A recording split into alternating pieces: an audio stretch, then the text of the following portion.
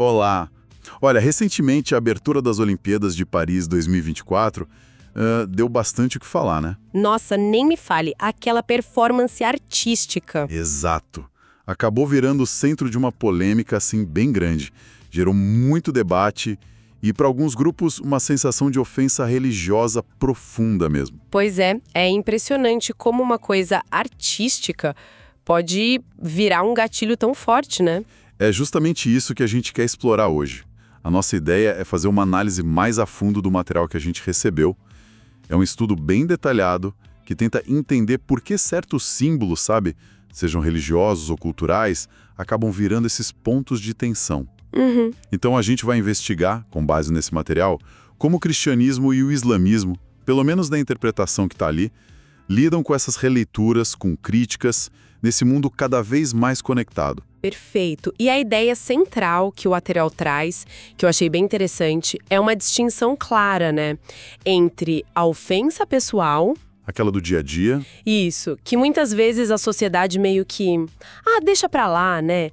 E a ofensa dirigida a símbolos religiosos. Essa, sim, parece que não só é validada, como muitas vezes, segundo o material, pode escalar para conflitos bem sérios. Entendi. Então, a nossa missão aqui é tentar entender as raízes dessas reações e analisar essa balança delicada entre liberdade de expressão e sensibilidade religiosa. Sempre, claro, olhando para o que o material diz. Certo. Então, vamos começar a desembrulhar isso. Um ponto de partida que o material levanta, que você já tocou, é como a reação social é diferente, né? Se alguém se ofende pessoalmente, é comum ouvir, tá exagerando. Exato. É coisa sua. Se ganhar outra dimensão. Um peso social, tipo uma validação da galera, né? O material explora isso. Explora, e muito. E aponta as consequências disso. Essa validação da ofensa religiosa, segundo a análise que a gente tem aqui, pode ser o estopim para a violência. Seja violência direta ou algo mais velado, tipo pressão social, censura. E o material faz uma distinção bem marcada, né? Entre as duas religiões que ele foca, cristianismo e islamismo. Ele associa o islamismo, na visão que está ali, a reações historicamente mais diretas, às vezes violentas. Chega a usar termos como bastante atrasado, sabe? É importante dizer que essa é a palavra usada no documento. Entendi. É a caracterização da fonte. Exato. E por outro lado, o cristianismo, por estar mais, digamos, inserido em democracias ocidentais, segundo essa mesma análise, usaria outros meios. Quais? O material sugere que a censura e a pressão social são as ferramentas mais comuns. Ele até argumenta que algumas adaptações recentes que a gente vê em certas denominações cristãs... Tipo aceitação maior do aborto ou direitos LGBTQ+. Isso mesmo, que talvez essas mudanças sejam mais por uma questão de estratégia de sobrevivência da instituição, sabe? Do que por uma evolução teológica real, vinda de dentro. É uma visão bem assertiva sobre as motivações ali. Entendi. Para deixar isso mais claro, a análise traz exemplos práticos, né? Estudos de caso. O primeiro é justamente a polêmica de Paris 2024. Você pode descrever o que aconteceu e como o material analisa isso? Claro. A performance lá na abertura dos Jogos tinha uma representação de Ares, o deus grego da guerra, sabe? E era interpretada por artistas drag queens. Certo. A questão é que alguns grupos cristãos olharam para a cena, para a composição visual, e acharam parecido com A Última Ceia do Da Vinci. E aí pronto, consideraram uma ofensa direta. E os organizadores? O que disseram? Os organizadores justificaram dizendo que era um alerta, sabe?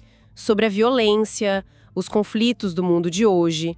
Era essa a intenção, segundo eles. E como a análise que a gente está vendo interpreta essa reação de ofensa desses grupos? Bom, o material levanta algumas camadas aí. Uma delas é a questão do conhecimento mesmo, sabe? Histórico, mitológico.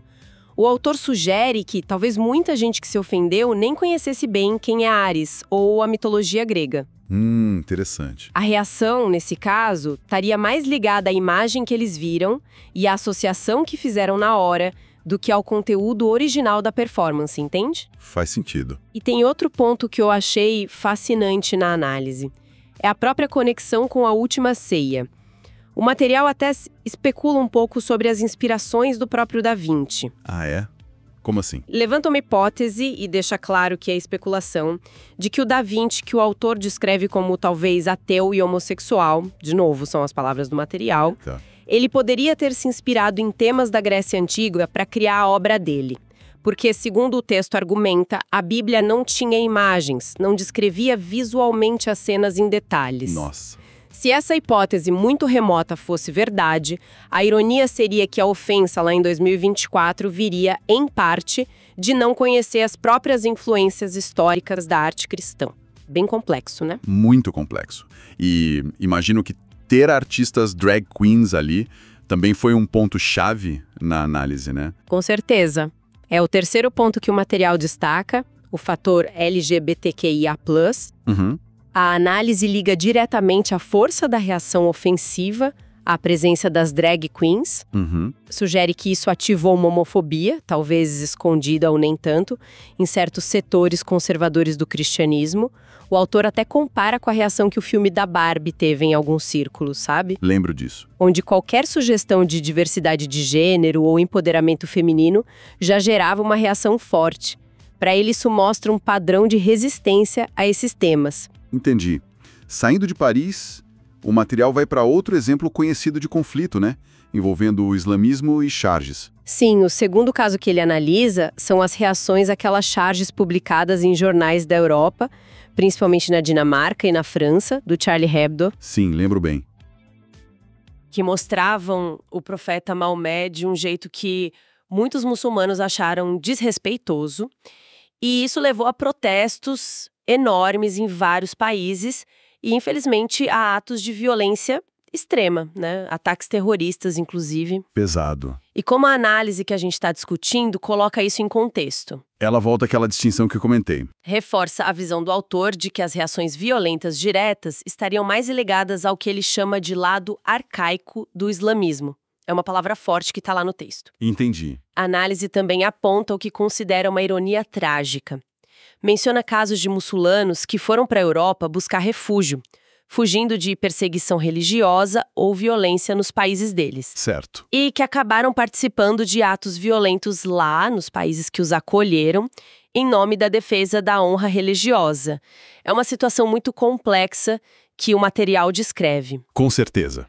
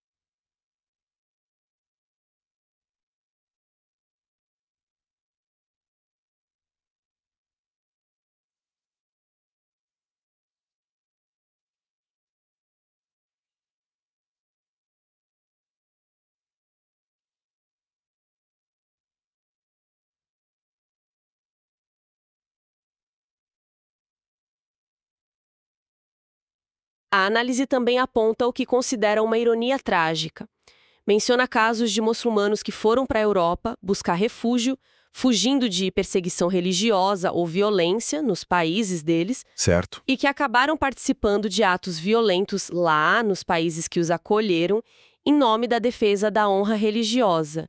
É uma situação muito complexa que o material descreve. Basicamente, o material vê esses eventos como um choque de valores mesmo. De um lado, a liberdade de imprensa, de expressão, que é central em muitas democracias ocidentais.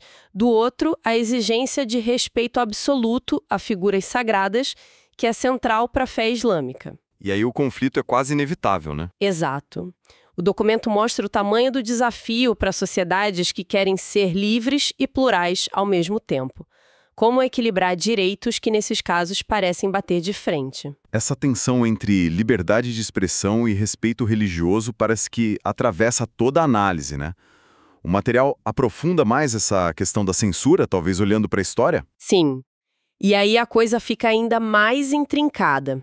A perspectiva que o material traz é que tanto o cristianismo quanto o islamismo, por terem raízes comuns lá no judaísmo, compartilham, segundo essa fonte, um histórico longo de intolerância e principalmente de práticas de censura ao longo dos séculos. Não seria algo exclusivo de um lado só. Entendi. Você pode dar exemplos dessa censura que o material atribui ao cristianismo? Mais especificamente? Claro, o documento cita vários. Historicamente, fala daquela prática de alterar obras de arte antiga, sabe?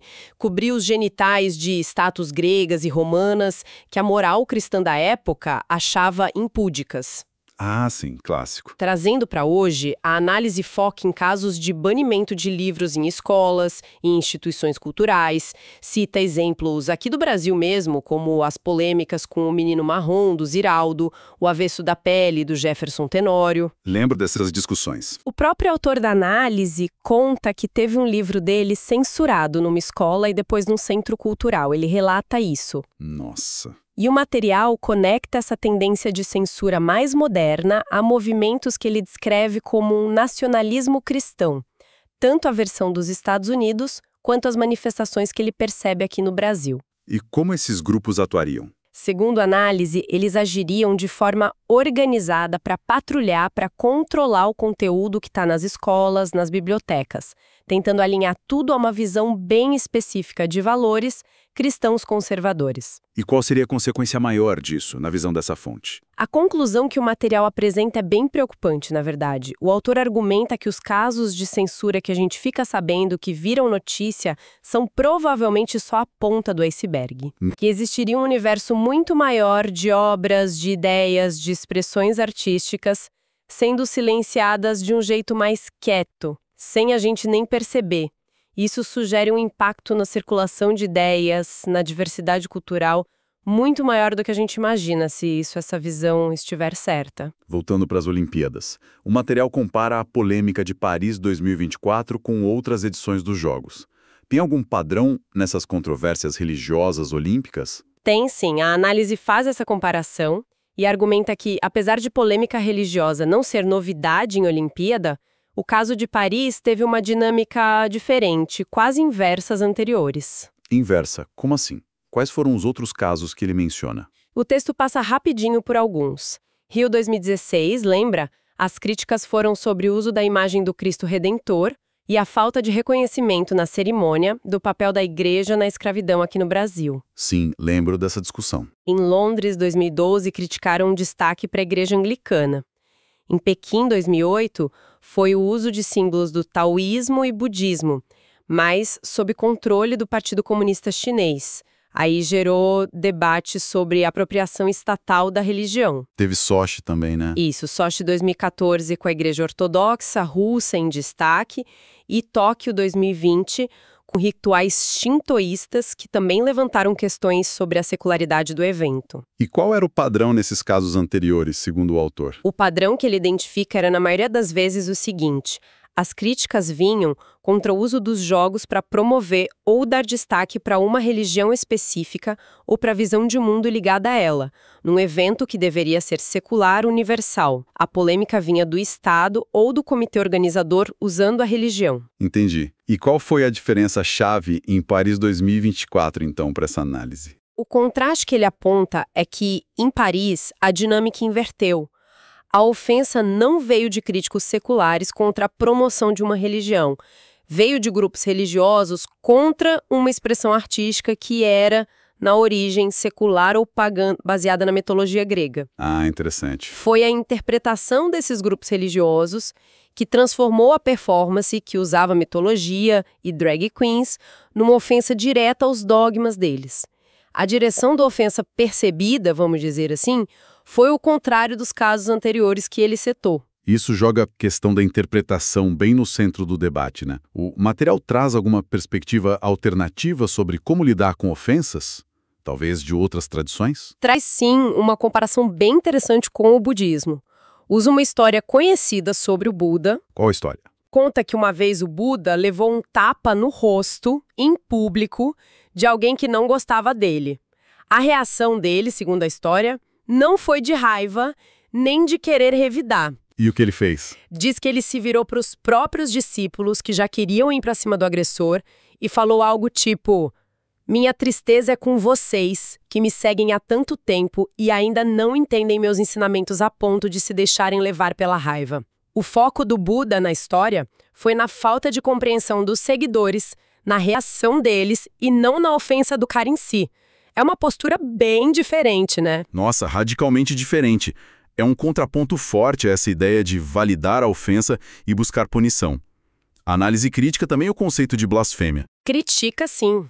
O material aborda, de forma crítica, o conceito de blasfêmia, que é muito forte no cristianismo e no islamismo.